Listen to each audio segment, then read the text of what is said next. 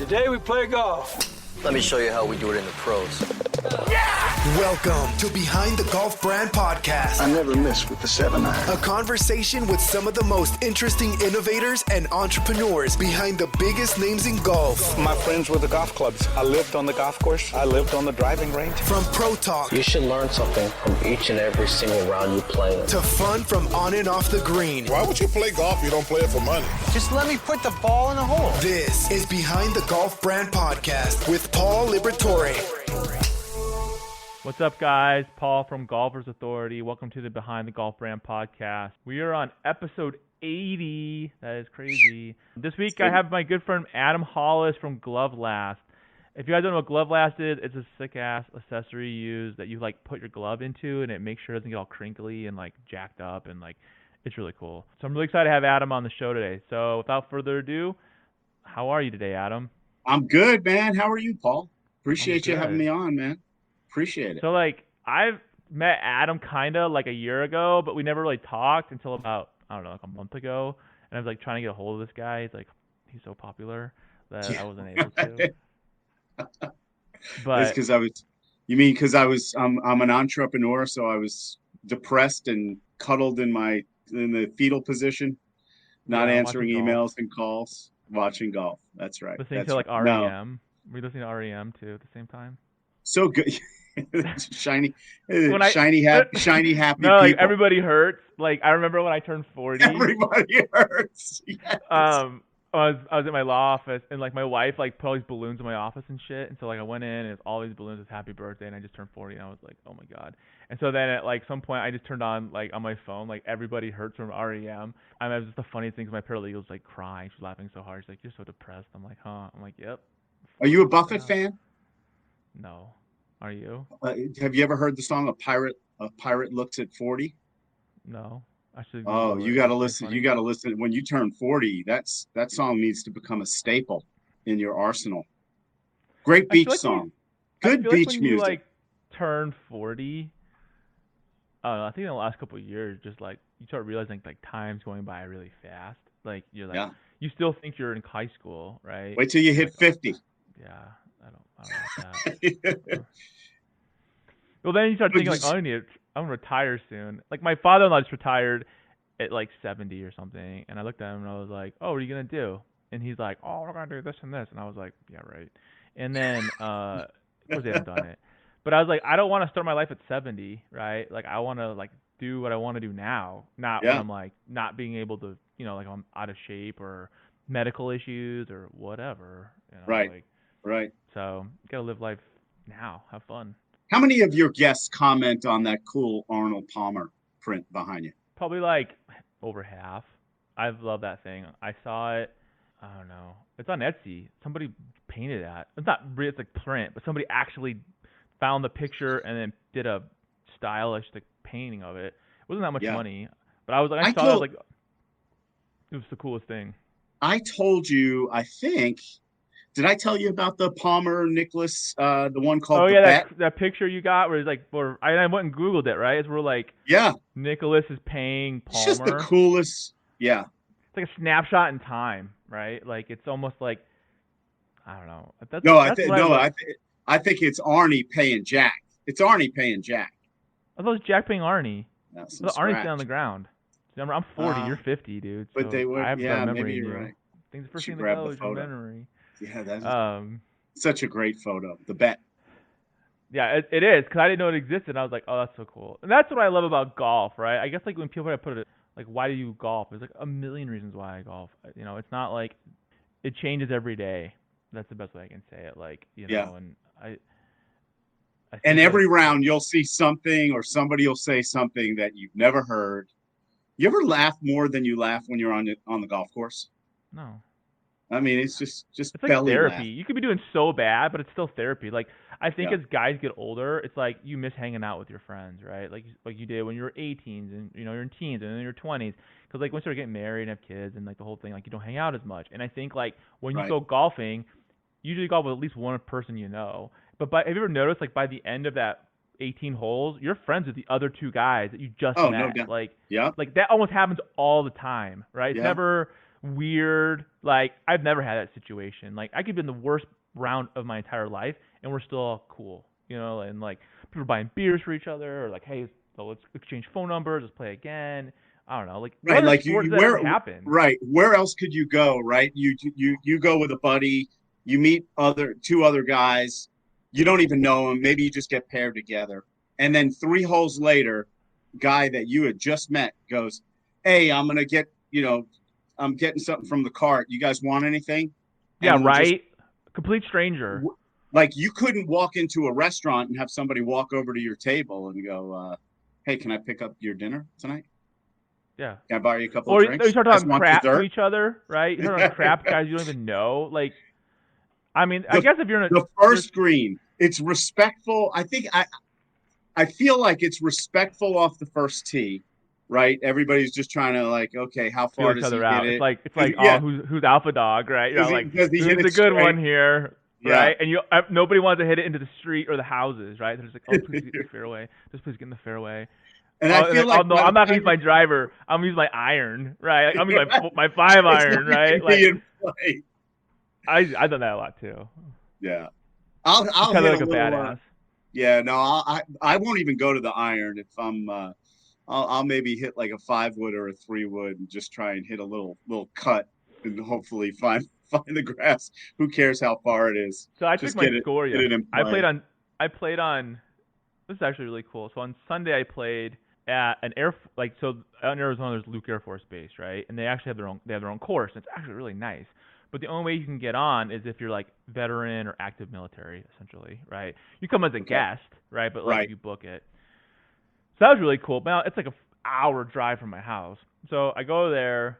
I played like crap, but I really kept my score. And I was like, well, I'm not as bad as I thought I was, right? Number one, but like I'm jonesing to go back out. I'm gonna try to go back out later today. Like I'm almost on literally I'm on a mission now. Is like I want to get my real handicap, and I want to be like, this is it. This is where I'm at, everybody. You know, I'm just like you. I'm full of shit, and I don't like hitting the 80s like I used to, right? And then be like, okay, everything I do after that is gonna be like me getting better, essentially. Yeah. Where is this course? What town? It's in like Glendale, Waddell. I don't know how to say it. It's like right next to the Air Force Base, and this Air Force Base has like. It was Sunday, so it was quiet. But like they always take pictures of this course, and there's like F-22s and shit like flying over the course and like doing like touch and goes and stuff like that. So you have to be guest of military or retired military. I think the person who books has to be a veteran or an active military person in some sort. I think it's semi-private. I don't know. There was lots of retired people there, but you can just tell it's a military. It's not on the base. It's right next to the base. Mm-hmm. But you could tell.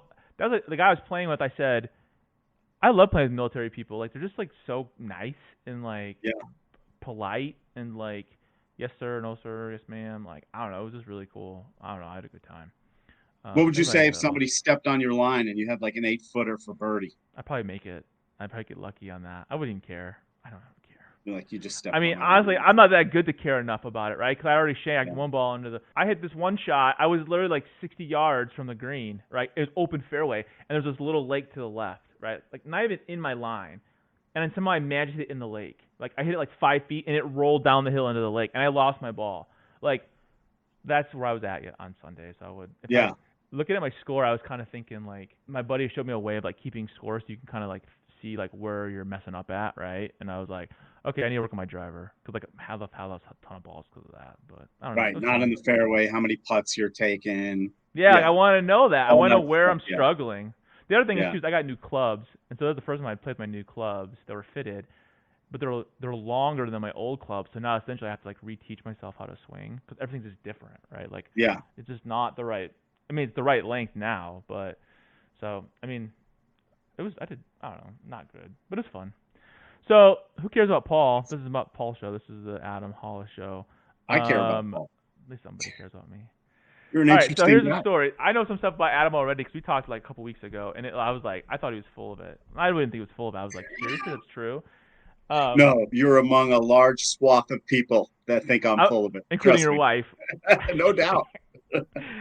So I Googled like what I didn't Google him, but like I went in and I was like, seriously? And he's like, oh yeah, I did this. And so I was fascinated by it. So let's start from the beginning. You're not a professional golfer, right? You think you are, but you're not. He's just laughing. No, Paul, seriously, for as many rounds as I've played in my life, I may be the worst golfer on the planet.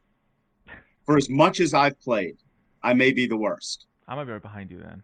And I'm trending in the wrong direction. So did you like grow up playing golf, like with your family, with your dad or grandparents, like anything, or like what? My dad didn't play. Now my dad lives out in Arizona now and plays a bunch. And works Mesa, right?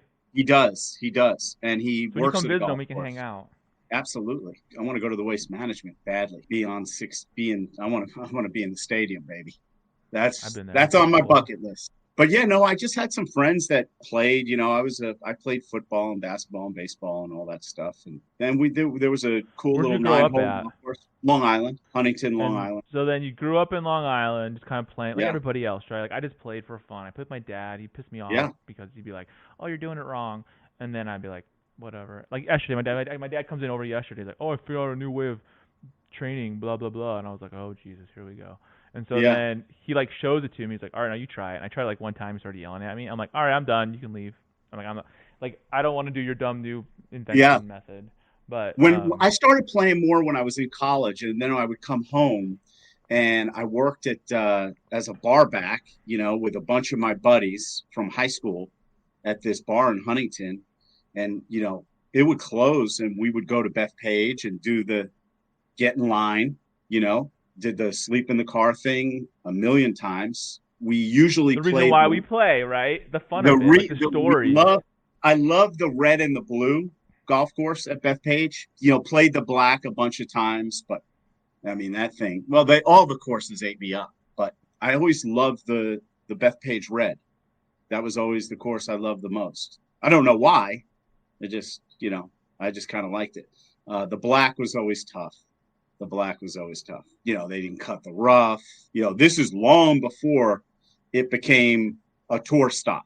It was long before. I mean, I think the only professional tournament it was like some beer open or something like that. I don't know if it was like the Schlitz Open or Pabst Blue Ribbon Open or something like that. But it had a lot of amateur. So that's when I started playing really, you know, when I was in college. And had a couple Where'd you go to college? Albany in New York. Yeah. What did you do in college? Like, what did you major in? Communications. Can't you tell? Did you do a lot of speeches? I took a communications class in college. It was hilarious because my teacher. Did you ever do Toastmasters? No, my dad was a Toastmaster though, dude. I did a couple of those. He was like in it for I remember in the 80s. Like he was like the president of his chapter and like. Yeah. I mean, he's really good. My dad's really good at talking. And, so he passed that along. He gave you that gift. Look at that. He gave you that gift. That's survival right there, man. There's no gift. Survival. That's survival, like being an only child. That's like, you know, what? Right. So you grew up in Long Island. You went to Albany for undergrad, and then out of college, what'd you do? Like, what was your first job? So I had a job at an advertising firm in New York, and then in the 90s. Oh yeah, 90s. Then moved to Chicago and started. That was when I started thinking about. Lived with a couple of buddies, and that is when I started to think about coaching football. And that's kind of when I started coaching football. I was, you know, had just kind of different jobs and worked as a runner on the Chicago Board of Options Exchange for a little bit. And Were you then married yet or no? No. But you're living in Chicago, like making good money and like. Oh, I wasn't making good money. I wasn't making. No. I was a runner. That's terrible. I like run and get the things and tickets? Bring them back. The tickets, bring them back, the trade tickets. And that's when I started coaching football. So my first job was at a Division III school. How'd you get that job? Like what qualifications did you have to get that job? I not much other than a willingness to, you know, try and learn, you know, played football. So I knew football a little bit and just wanted to do it. And so, you know, this guy, he actually didn't hire me. His name is Jim Brown, but spelled Braun. Great guy.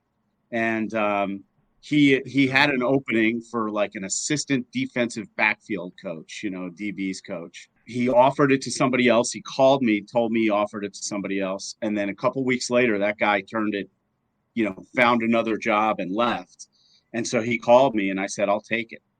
It was $6,000 for the season. Yeah. Or a month? For the year. Shut up! Not for the whole year. For the year. The school year or the whole year. Yeah, through recruiting. So that was not your full-time job, unless you were living in like a trailer or something. No, I was just doing other at that point. Then I started doing other odd jobs. I was random stuff, right? I painted houses. I did whatever. Yeah.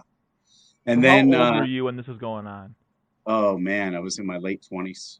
Mid-20s, late 20s. Then I got a job at the University of Chicago, and that job paid me a little bit more, and it had kind of a stipend for housing. So then that was pretty cool. They do. The University of Chicago, I'm going to see if I can get this right, okay? They dropped football. It's an amazing story. Like, that's Amos Alonzo Stagg. That's like the start of football, right? It's Chicago, Michigan, Stanford, those are and then like Carnegie Mellon and, just those are like the big, back then I'm talking about like early 1900s, right? So they had this coach, Amos Alonzo Stagg. Theodore Roosevelt, the president, is trying to get rid of college football. So they have to come up with something. And Stagg had been practicing the forward pass at the University of Chicago. And he's, there's only a handful of college football teams at this point. It's Princeton and Rutgers and Michigan and blah, blah, blah. And he comes to the rules committee with the forward pass. And he says, I think this is how we can have less people die, because guys were dying playing football, dying. So it's an amazing story. And so the forward pass saves football. Well, then the University of Chicago, most of their great teams, those weren't students at the University of Chicago. It wasn't like the student athletes that we know today that like go to class and, are at the school. They would train these guys in from all over the place to just play and represent the University of Chicago. In fact, I think the first ever All-American from the University of Chicago is a guy by the name of Walter Eckersall. I believe he never even stepped foot on the campus other than to play football. He was just an athlete. He was just, yeah. So then the University of Chicago got a new president. They had all these different things going on. They had players that weren't going to the school, and he drops football. He said football is antithetical to the mission of what a college or what a university is supposed to be. And then they brought it back in like the late 70s. So the guy I worked for there that hired me in the late 90s, mid to late 90s, guy by the name of Dick Maloney. He had been, at the University of Pennsylvania as the offensive coordinator. He was in the Canadian Football League for a while. Then he came back and took the Chicago job, and he hired me, and it was a lot of fun. And, Division III football, some of the smartest people you'll ever be around. I mean, these kids were brilliant. It was amazing just to be around them. I didn't even know University of Chicago had a team, though. Well, yeah, the Maroons, baby. The monsters of they were, okay, Paul, listen, they were you know how the Bears are known as the monsters of the Midway? The University of Chicago, they were the monsters of the Midway before the Bears were even around, before professional football existed. Any of this. Wow. Yeah. Well, I went to Purdue for undergrad, and we're the Boilermakers, right? So what's a Boilermaker? I had no idea what that was. And so then isn't it a drink? No, well, yes, that too. But the story is that the Purdue football team in the 1870s or something, went and hired. There's a city just north of Lafayette called I can't remember the name of it. Anyway, Warsaw, right? And Warsaw, and so I guess they made trains there, right? And they made boilers for the train, like steel, locomotive. And so what the Purdue football team was taking the guys from there, these big, buff, huge dudes making trains, and made them part of the football team. And so then when we started beating everybody, they started calling us the Boilermakers because it was a put down, right? We're kind of low They're class, not Purdue right? students, right? And so we're that's right, that's who we are, and that's how we got our names. That's why our guy is Purdue Pete with the big hammer, right? Which I think is just fascinating because it's I don't know, it's a real reason, not we're the birds, right, or something. Hey, let me ask you a question. At Purdue, is there like a big bus system that goes around the campus at West Lafayette because it's so big? Yeah. So there was a guy I coached with. He played at Purdue, I guess Joe Tiller days, When I was and there. yeah, and was a walk-on wide receiver, What was his and name? went Chad Brown. He went back to be a graduate assistant there, and he was running some stuff across campus, and a couple of the coaches were jogging, and he looked over because he wasn't paying attention, and here came a bus, and he like jumped up, and the bus hit him, and hammered the brakes, but they nicknamed him Bug because it was like a bug. Oh, because he's like all against the glass. So that's my intro to Purdue. Oh, yeah, I was at Purdue like late '90s, so I was there when Mm-hmm. like Joe Tiller got hired my junior year. No, my freshman year. And My he freshman came and year. cranked it up and made football fun, didn't he? And then he got Drew Brees. So like Yep. Drew Brees was in my psychology class my sophomore year, but he was a redshirt freshman, so he wasn't like nobody, right? He's nice. There was another quarterback before Breeze that was drafted. I can't think of his name. Pretty high. The last like good quarterback before Brees was Jim Everett. Like Jim Everett, yeah. Like it was crazy because like we were good in like 1980 something, right? And the last one we were good before that was 1960 something, and that's when we had what's that dude's name? His son was a caster. Bob Greasy was our quarterback. Bob Greasy. That. Remember him? Yeah, like, you got some NFL Hall of Fame. That's an NFL Hall of Famers right there. I know, it's crazy. So I was there when Purdue was good. Like, well, we were shitty my freshman year, and my sophomore year we got good, and we like started beating teams that would destroy us. And like the first game we actually really won was against Notre Dame, and we went crazy because we hadn't beaten Notre Dame in like 19 years or something crazy like that, and we beat them, and then we threw our goalpost in the river. I remember that. And so then, but then after, like, that was the best times. What we used to do is like, you could get a Coke or, Coca-Cola or something at the game. It's called the Tiller Chiller.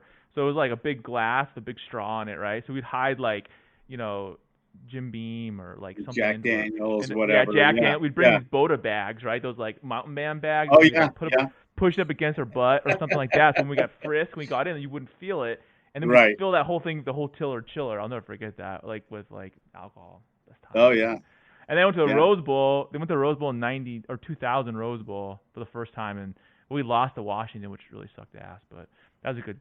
Did you go out to the Rose Bowl for the game? Yeah, like my fraternity brothers had flown out here, and then about 6 of us drove to L.A. And then another fraternity brother, he lived in L.A. His family did, so we stayed with them, and we like did the whole thing. It was the best trip ever, man. It was like just. Did you go to the parade? No, we missed the parade. I wonder why.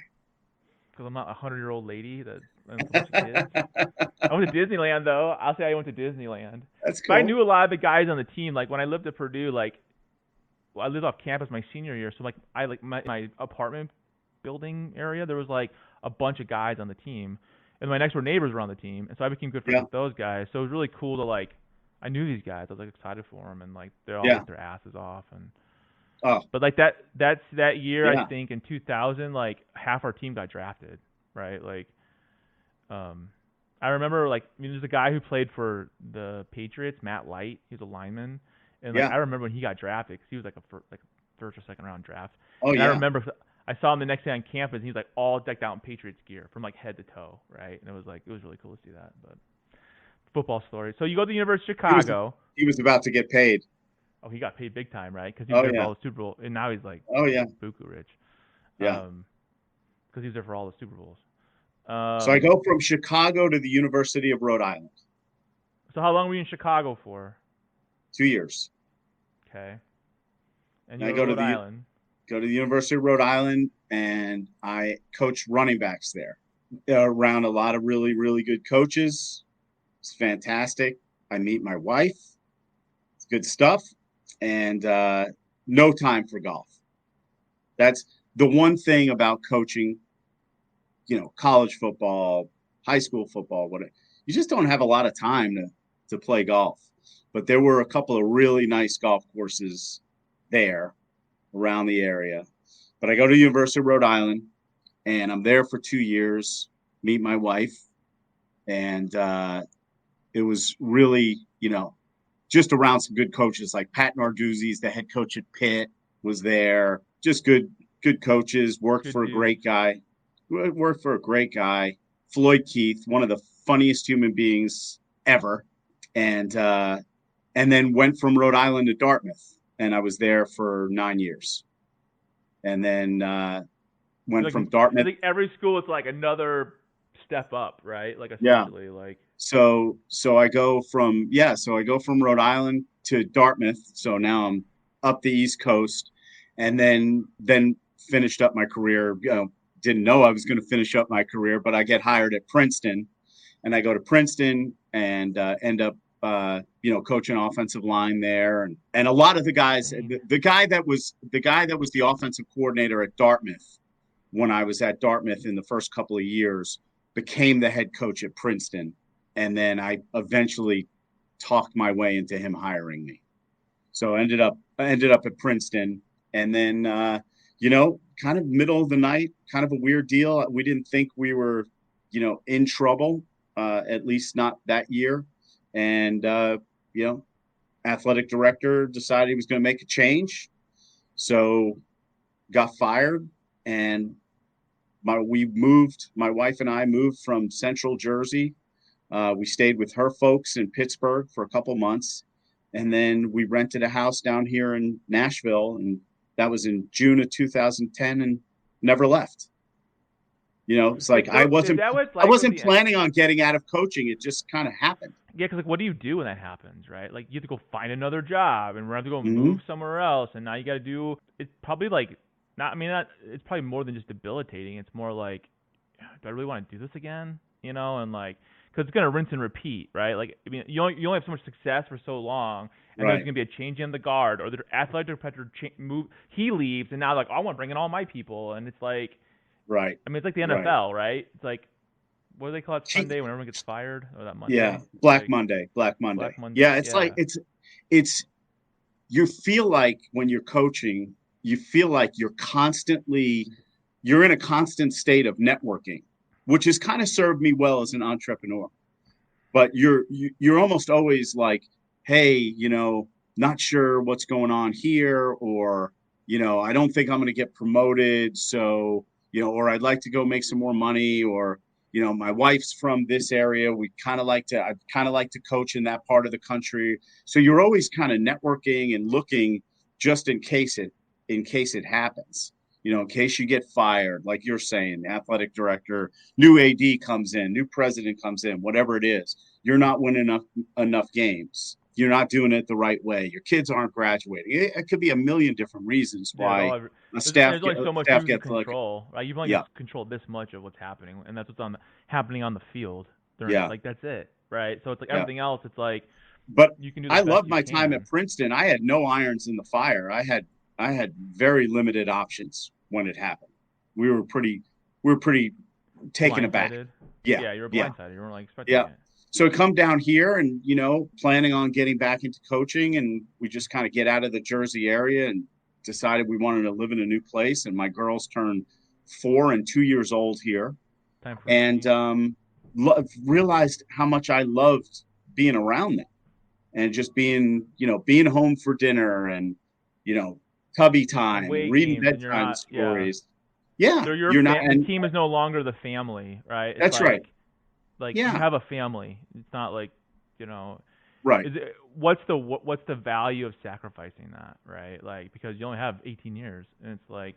And the soul searching I had to do, and I don't want to make it seem like I, sat up, smoking cigars and drinking scotch, staring at the blue sky, thinking about it. But, what I had to decide was what was going to be, was I going to be identified by who I am or what I did?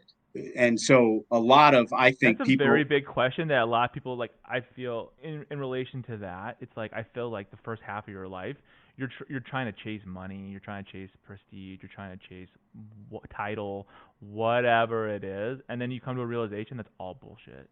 Like, that none of that matters at the end of the day. Right. Like, so a guy I shared an office with, Okay, at Dartmouth. Well, I was with him at Dartmouth, and I was with him at Princeton's. He's one of my best friends, mentor. He has this theory about coaching, and he says there's 3 stages of coaching. The first is the idealistic stage.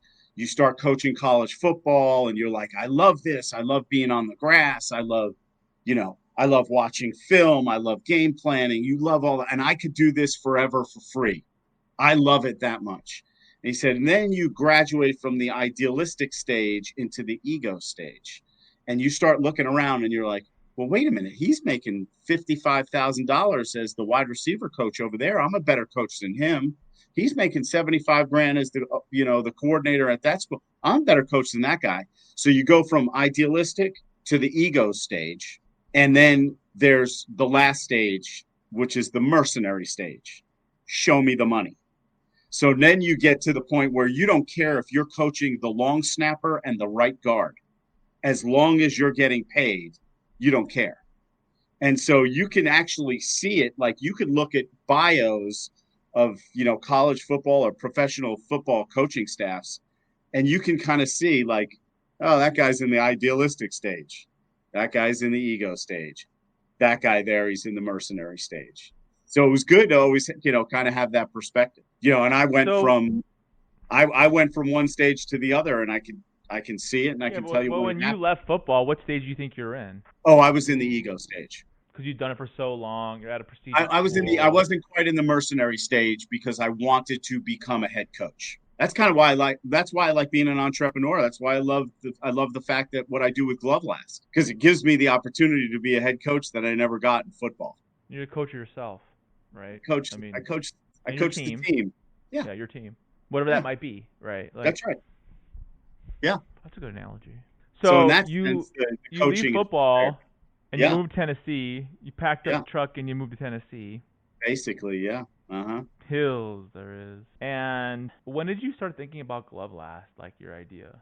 So I had a kind of a regular group of guys that I played with. So sometime in like 2013, we had been here for about 3 years. I was working I was a sales guy for a high school sports streaming company. I went out. I can tell you exactly when it happened. We had a tea time on Saturday morning. Bunch of guys that I had started playing with pretty regularly. I did the trip over to Golf Galaxy, bought the dozen Titleist Pro Vs. I bought some tees, and I bought a new FootJoy golf glove, and went back, marked up the balls the way I wanted them. I was super jacked. It's going to be a nice Saturday. We're going to go play, and Velcroed the glove to my strap on my back. So get to the driving range the next morning, and can't find the glove. So, where's my new glove? Just paid whatever $30 for it the night before. So I get in the car and I don't even warm up because I retraced my steps. Maybe it came off, when I checked in at the pro shop or whatever. I can't find the glove. So it's our turn to tee off. And I go to the first tee and I pull out this stinky, crinkly, nasty glove that I wasn't planning on using out of my bag, but at least I had something. And I'm rubbing it in the dew and I'm spitting on it, trying to get it ready. So that's when I had the idea. It was like halfway through that round because I had to buy one at the turn because I poked a hole through that one because it was, dry and whatever.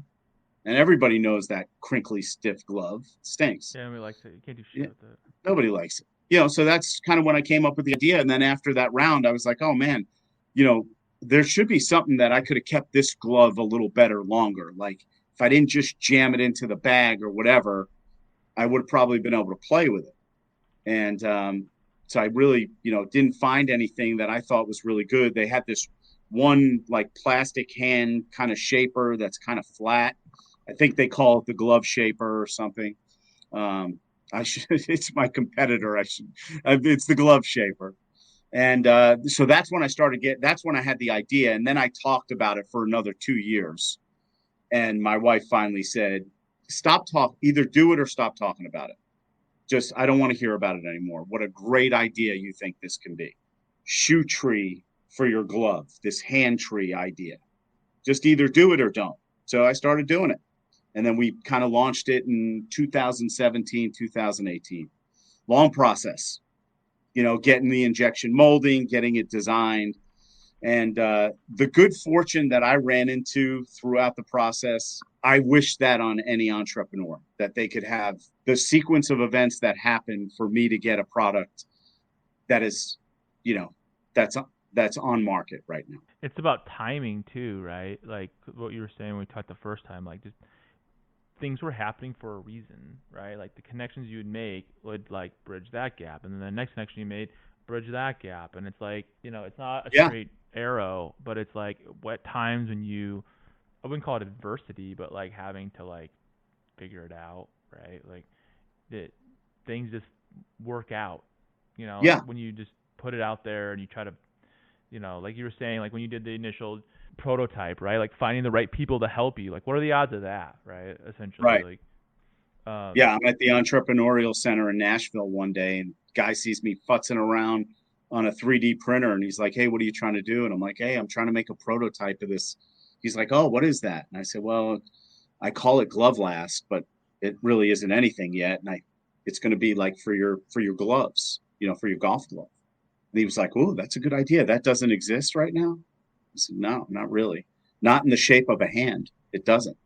And he's like, "Well, my company does that." Really? And they ended up being the people that designed the product that's on the market today. Yeah, it's crazy. Just bumped into them. Yeah. It's like nuts. That happens a lot too. Is like I think when you put it out there and you're doing it, like you don't know when it's gonna hit, right? Like, you just don't, like, in your mind, you hope and pray, and you're like, I think I'm doing the right thing. I think it's gonna hit at some point, but you never know when that's gonna be, right? But you don't know who you talk to and be like, oh, I know that guy, Or I mean that's I love what I've that always phrase too. Put it out there, right? Like just let people know, kind of, hey, this is where I'm at. This is what I'm trying to do. Just like be about what you're trying to get accomplished. It's a great little phrase, right? Just put it out there. Put it out there. I mean, I think like people get afraid to do that. Like they think like I have to have all this set up before I do that, or I have to do whatever. And it's like you just have to go do it, because what you think where you're at now and where you end up being might be two different places, but you had to like at least figure out how to that journey to get there. But I think it's so cool about what you're doing. I mean, so I guess before I get to that, like explain how the Glovelast works. Like, do you have a sample or anything? I do. Hold on one second. All right. So basically, this is our retail package. So this is the University of Florida. So we got some collegiate. We're collegiately licensed. So that's basically, what I want to say too. Adam's is a smart dude. Like honestly, there are very few brands that I know that are licensed with anybody, right? We've got the PGA Tour as well. Yeah. Like it's crazy, because when I first met Adam, like he had the PGA Tour. I'm like, how in the hell does this guy get PGA Tour, right? Like whoa. It's not like he's a lot of people do like knockoffs and crap like that, or like edit, but no. And then I start talking to him, and he's like, oh yeah, I have all these colleges too. And I'm like, what the hell, man? Like, how do you do? Like, that's a testament to Adam, because that's a hard process, and it's so forward thinking, because like with any a product, if you can get that licensing deal, it's good for protection, right? Yeah, it's good for protection for sure, and it's good for buy-in. Sales. Right, sales are good, but it's really good for the buy-in. That's what was really good about the PGA Tour. Because was that your first licensing deal with PGA Tour? PGA Tour was, yeah. Yep. I see. And so we just got the collegiate license in December. Here's the University of Florida. This is the orange one. Pretty cool. Yeah, that's cool. And basically, after you're done playing, you take your glove, you throw it on there, and then you just hang it from your bag. That's it. And it doesn't get all crinkly, and I mean, it dries out, but it's not gonna be like, wah. It's gonna be like, right, flush and flat and like clean. Absolutely. And it's kind of the same. A lot of people are like, oh, you got your, then just hang it from your bag, and you'll always know where your glove is, because if you look at your bag and you don't see your glove, kind of like me, when I had it Velcro. What I love about what you're doing, Adam, seriously, is like, it's a cool product. Number one, like it's a smart product.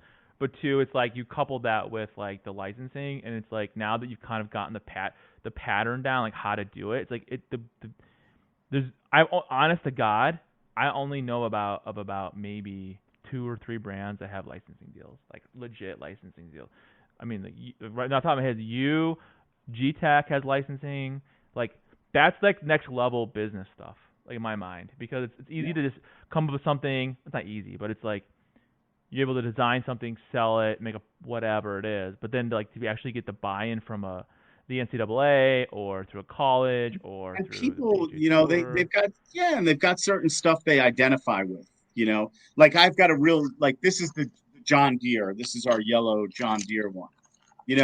And you don't have. I can tell you, at my Arizona customers and my California customers, they're not buying my John Deere. But you know who is? My Iowa customers, my Minnesota customers, some of my Illinois customers.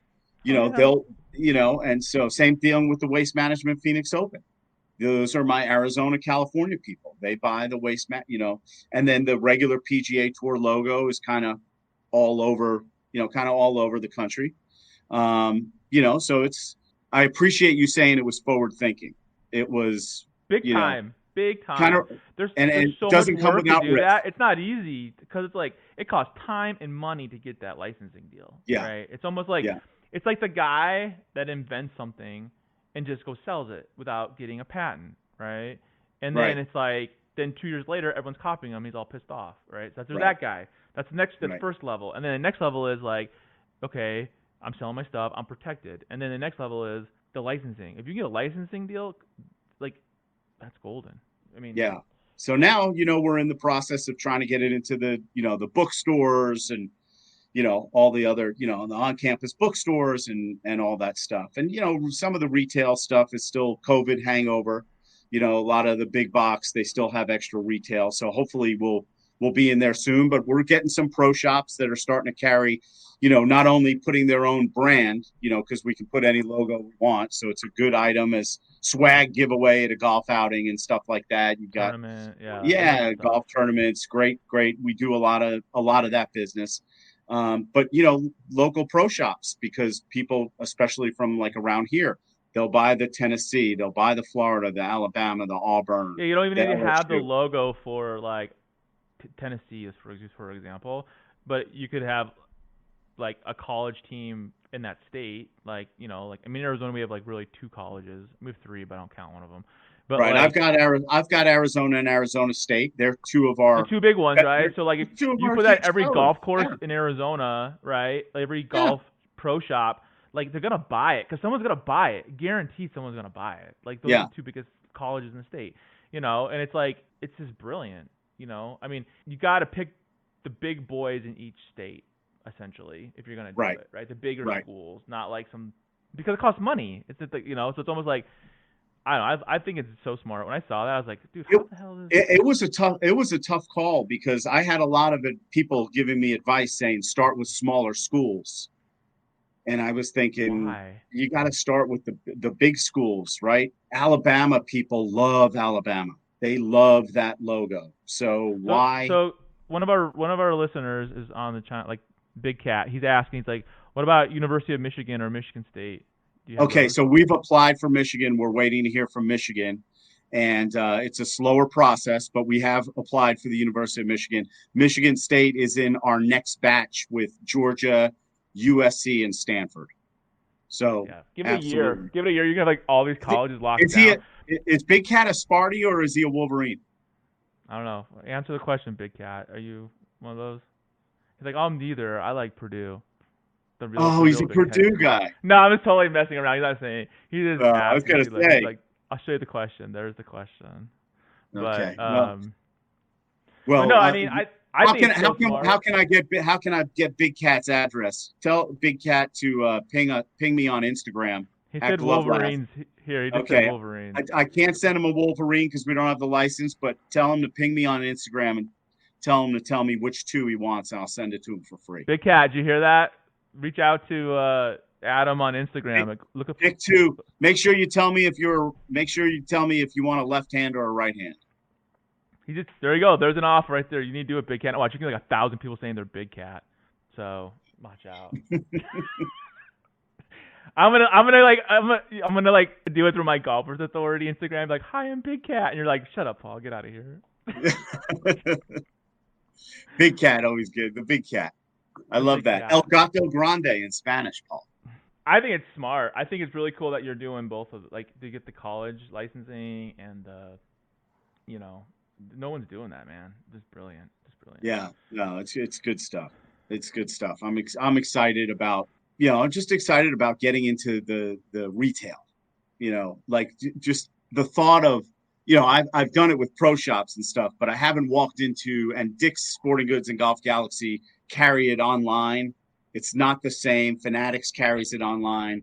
It's cool to see it right on their platforms, but the day that I could walk into like a PGA Superstore and see it on a hook or see it, on display. And that yeah, will there's be gonna be like certain that times will in your be a business cool feeling. career, right, where you're gonna see that, or like a guy on the tour has it, and you're like, holy shit, like you're gonna see it on some picture, like you're like, wait a minute, is that my product? Like Right. like I think those are like the little things in life where you're like, it's kind of I like went your nuts first last dollar year. on the internet. I was in Hilton Head last year and I saw somebody with one hanging on their back. It was awesome. And then I was playing golf. I'm going to say it was right before it kind of got cold here. So kind of like late October, maybe, playing some golf, and guy has it hanging from his bag. We were trying to finish up the round. He was on the 18th tee box and we came up, we got done on 17 and we pull up and it was a threesome and we had 3. And he was like, hey man, you guys want to finish up with us? We're trying to beat the daylight kind of thing. And I walk up, I get out of my cart and I see it on one. And I said, hey, which one of you guys has this? I'm like, what is this? And the guy goes, oh man, that's Glovelast. I bought it on Amazon a couple of weeks ago. It's pretty cool, man. You put your glove on it. It keeps it fresh. And I'm like, oh, you like the product, huh? He said, yeah.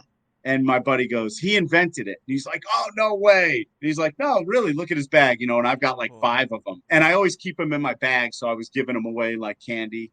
And that was pretty cool. Yeah, that was cool. That's super cool. Yeah. Well, I think Glovelast is cool as hell. It's a cool invention. I think it's cool that like you've grown it to where it is in such a short amount of time and already have licensing deals. Like it's kind of an endless product because it's such a big piece of real estate that people can just see and be like, oh, it's Tennessee. Like the guy from Tennessee would see it like, oh yeah, I want that, or the Gator, or like whatever. And I think it's smart because it's just another way of people identifying like who they are, right? And it's a functional product that's really cool. So I'm really, like I said, I liked it a year ago, and I like you, so I think it's cool. Oh man, I appreciate that. Where can people find Glovelast? So we are, so just at Glovelast, Instagram, Facebook. You can find us on Twitter at Glovelast, and our e-commerce site is glovelastgolf.com. And we also have, our products are listed on Amazon. You can find us on Fanatics, and you're obviously yours, Golf Legion. So we have, but it's okay. No? I mean, it's Legion Golf, bro. Legion Golf. Okay. Adam's not allowed back on the show. I'm dyslexic. Can you cut me some Last slack? Glove. You try out Last Glove. Last Glove's the best. That's good. It's the last glove you're ever gonna buy. But really, we're always looking for more followers. People that follow us. We do stuff all the time during different events. We'll be doing a big thing on the Masters, like just giveaways. Like you don't even have to, follow us and share stuff. And we're trying to do it like you're doing it. Just run fun stuff, have cool, engaging stuff, give some product away, get it out there, have people use it. But you can find us anywhere just at Glovelast. Awesome. Well, thank you for being on the show. I appreciate you being here today. I appreciate the friendship we've made over the last year. Oh, man, I appreciate you guys gotta support Adam. Awesome. It's really cool what he's doing. He's a good dude, as you can tell. And be sure to check out Glovelast.com. Oh, and man. I will just kidding with you. You can tell we're friends. I can talk crap. You rip the dyslexic guy. That's not even dyslexia when you say something backwards, right? There's another word. I could care less. There's another word for it, though, isn't there? I don't know. You guy who went to Princeton, not me. I didn't go to Princeton. I'm a state school guy. Oh, you've been to Princeton more times than I have been. Not much rubbed off at Princeton. Trust me, not much. That's funny. But yeah, Adam's a great dude. You guys gotta check it out. And support him, support what they're doing at Glovelast. And I'll see you guys in the next episode. Appreciate you. Thanks for listening to another episode of Behind the Golf Brand Podcast. You're gonna beat me at golf? Stay connected on and off the show by visiting golfersauthority.com. Don't forget to like, subscribe, and leave a comment. Golf is always more fun when you win. Stay out of the beach and see you on the green.